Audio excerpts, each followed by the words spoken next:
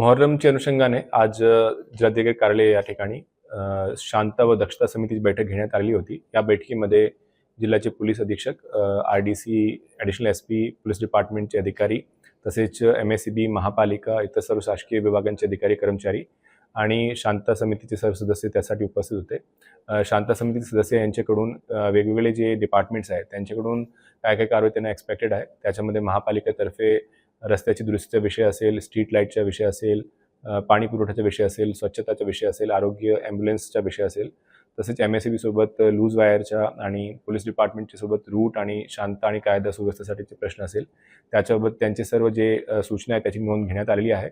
आणि याच्यासोबत जे सर्व संबंधित डिपार्टमेंट आहे त्यांनी पण त्यांची या कार्यक्रमाच्या अनुषंगाने जी तयारी आहे ती त्या ठिकाणी मांडली आणि त्यासोबत ज्या ज्या उणिवा आतापर्यंत राहिलेल्या आहेत त्याचं पण प्रशासनातर्फे नियोजन आहे की पुढील 6 ते 7 दिवसाच्या आत आपण 100% त्याची तयारी पूर्ण करणार.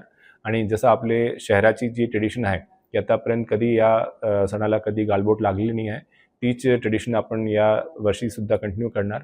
आणि याच्यासाठी शांत समितीचे सर्व सदस्य तसेच सर्व शासकीय विभाग आणि पोलीस प्रशासन त्यांची तयारी झालेली आहे. मी सर्व नागरिकांना याची विनंती पण करतो की सर्वांनी यासाठी प्रशासनाला सहकार्य करावं.